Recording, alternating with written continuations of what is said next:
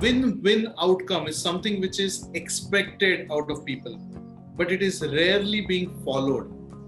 Let me give you an example. So, a person who's sitting in for a negotiation usually is so obsessed with their own wants that they forget to identify the needs of the other party. When you're looking at a win-win kind of outcome, the focus should not be just on your wants. The focus should be on meeting their needs as well. And not just their needs. If you're looking out for a long-term relationship, then you start thinking of what is the maximum value that you can add also. Not just looking at what can you get from them. So a win-win is more of giving and getting. So that is a give-get principle which gets applied for a win-win. A couple of pointers over here is that don't jump into a price. Build rapport and ask a lot of questions. One of the mistakes which people do is they directly start jumping into the price and they hold their ground. And that's it. Saying that this is the price, otherwise I will walk away.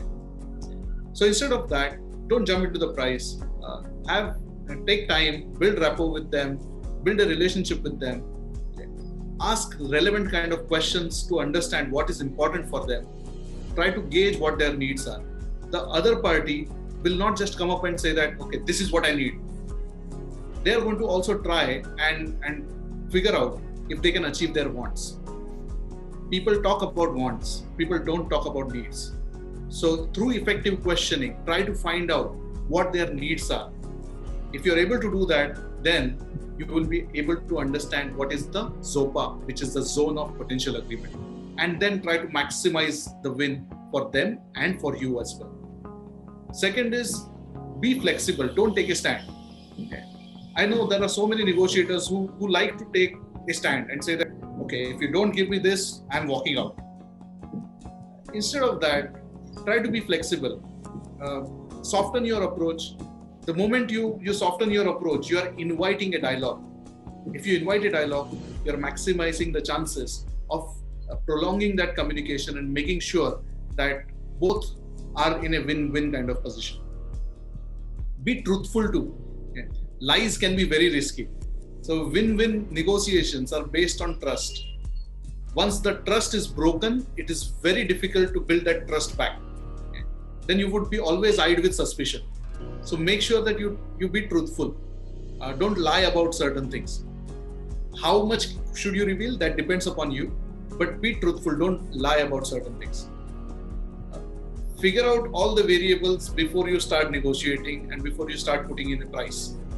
The reason being is that if you say about a particular price and then they say that, okay, I'm also looking out for this and I'm also looking out for that, then your price would change. So before you get into the price discussions, look at what are the important elements which are important for the other party and for you as well. And once all those variables are spread across on the table, then you start proposing the price points.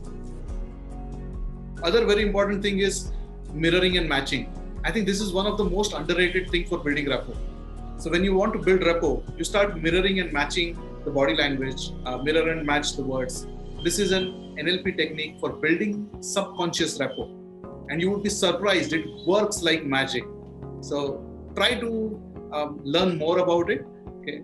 Learn about body language, invest time in discovering body language techniques and implement them. Because once you start building rapport, you're automatically saying that we are looking at a win-win. Let them know that you are thinking of their objectives. Let them know that you're thinking about their win and not just your win.